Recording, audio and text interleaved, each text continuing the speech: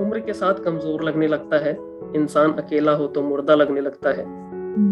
बचपन में कितना आसान था यूं ही मुस्कुरा देना, बड़े होने पर यही मुश्किल लगने लगता है। कैसे कह दूं कि मुझ में कोई कमी नहीं, तेरा एक जवाब मुझे खुद पर सवाल लगता है।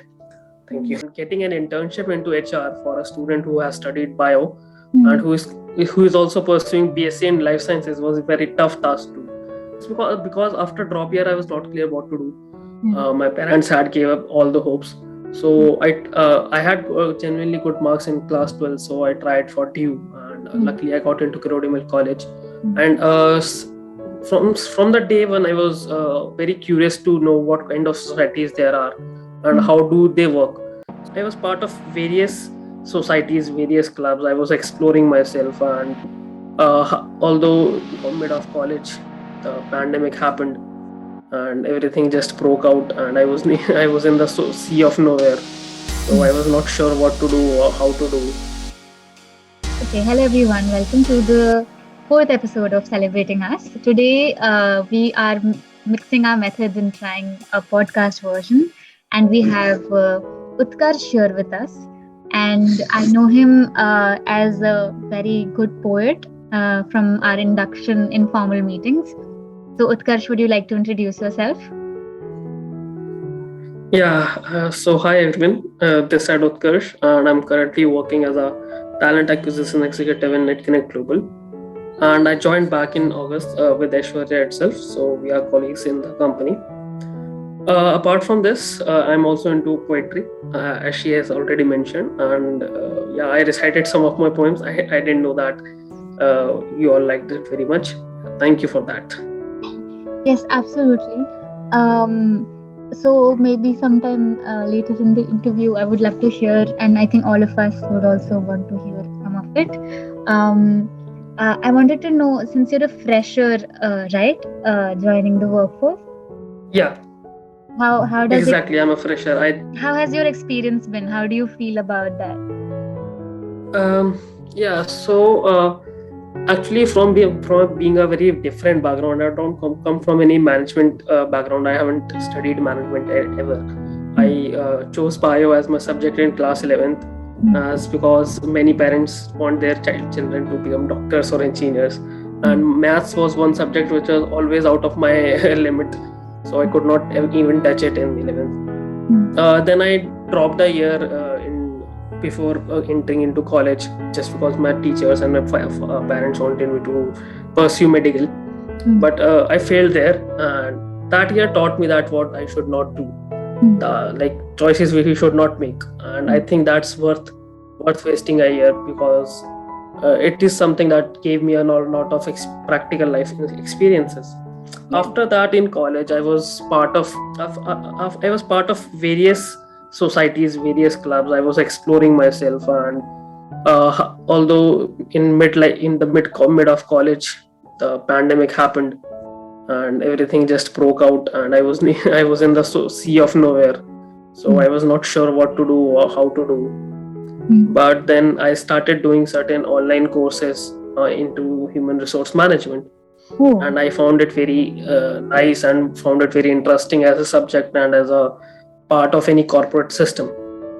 So I did an internship, and getting an internship into HR for a student who has studied bio and who is also pursuing BSc in life sciences was a very tough task too.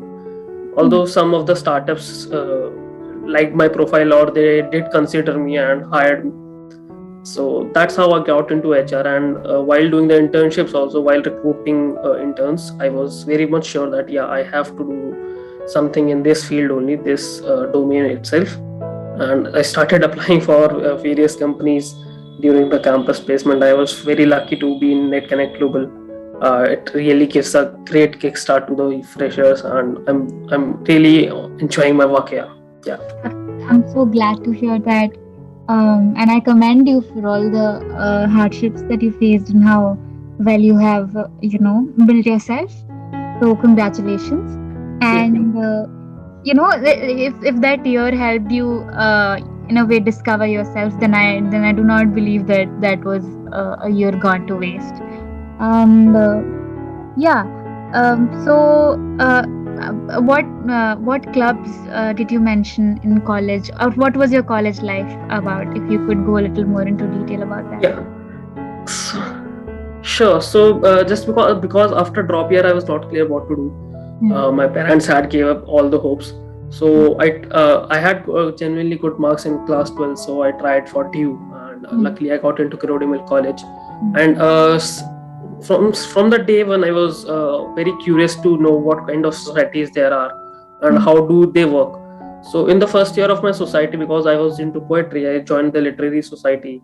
I joined the life sciences department society because I was into life sciences, and I was working creatively, logistically with the societies. I was also involved with the magazine committee. I was handling their guests and the public relations part of the magazine committee. So, and then somehow every society, I left those societies after first year because of found none of them of use for my future. And in second year, some of my seniors who liked my work in these societies called me to start a e-cell in the college, entrepreneurship cell in the college, because our college did have one.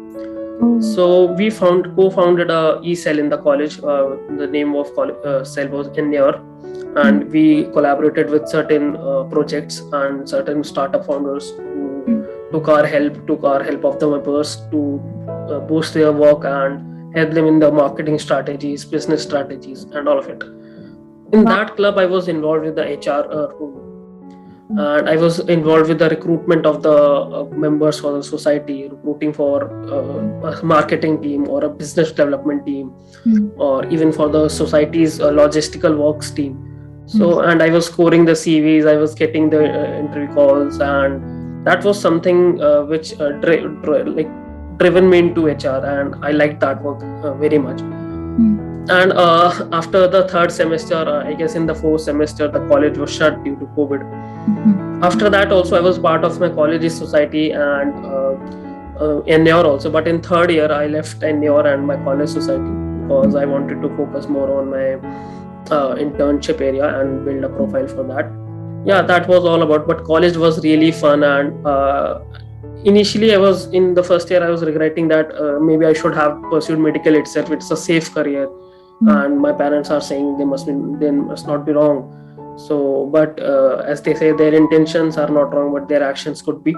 So they wanted me to have a good life, and I know that, but I wanted to lead a life that I want and not something that my parents want.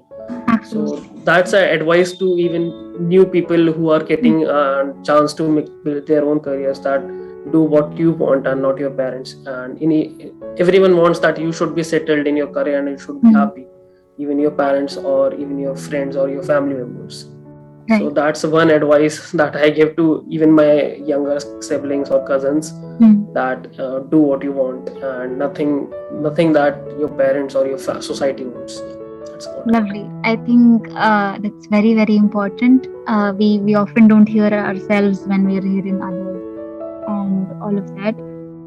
That's very impressive. All the entrepreneurship that you showed in creating an entrepreneurship cell, and I congratulate you on that. And since you've mentioned so much about creative writing and poetry, although that's something that you've lost touch with, are you still in touch with it, or is it? It seems like in the previous 6 months I've been facing a great creative block. Although I'm reading continuously, I recently ordered a Noura Ghazal box specifically for my reading purpose itself, and I'm reading a very old poet these days whose name is Taq Delvi.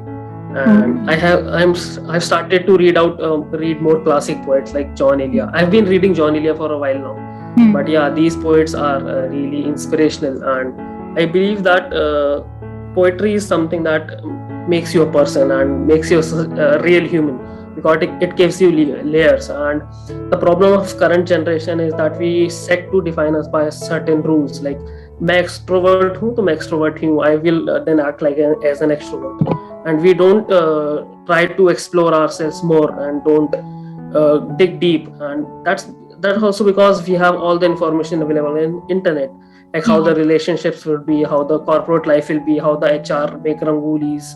So all the jokes, all the case studies are there all already on the internet, and Right. we are bound to have a set mindset and what they said that as a कुएं का मेंढक मेंढक बोलते हैं इसे. So we have a bound world by us, and we Yeah. don't set to explore other than that. So these poets, because they were from the times when there was very less connectivity, there was more human relations and more than the internet and the social media. So they have their layers in the poetry. They don't only write about love, depression, sad, or heartbreaks. They write about every topic that a human faces in his life, right from birth to death, like existential crises and faith and many things, even career choices. So these poets really give in the insight of how life is and what really life is. So that's why I'm into poetry, and I really love to. Even I am not writing these days. I am off writing these days, but I'm reading continuously. Yeah, that's true. In the current scenario, we've lost connect with ourselves, but we are connected with all means. And thank you so much for talking to me today, and thank you for sharing your thoughts. I would love to listen a few lines towards the end of this, if you can. Okay, so yeah, I wrote this few days back. So it's a comparison between before and after, like not exactly comparison, but yeah, it's a raw poem that I wrote. It's a draft thing. So उम्र के साथ कमजोर लगने लगता है, इंसान अकेला हो तो मुर्दा लगने लगता है. बचपन में कितना आसान था यूं ही मुस्कुरा देना, बड़े होने पर यही मुश्किल लगने लगता है. कुछ खास दोस्त कमाए हैं जिंदगी में, बस जिंदगी भर कमाई खोने का डर लगता है. कामयाब हो जाती है नज़्में गजलें बाजार में, उन्हें लिखने वाला मगर नाकामयाब ही लगता है. दोस्त नौकरी दौलत सब तो है उसके पास, फिर क्यों खुश लोगों को देखकर जलने लगता है. जिंदगी दरवाजे पर आके लौट गई, लेकिन ये बंदा तो इश्क में बर्बाद लगता है. कैसे कह दूं कि मुझ में कोई कमी नहीं, तेरा एक जवाब मुझे खुद पर सवाल लगता है. Thank you. So yeah, that's a very raw draft I wrote some days back, but yeah, I shared it. Thanks to you. Thank you. I think you should always keep writing, keep expressing yourself, and thank you so much for your time today.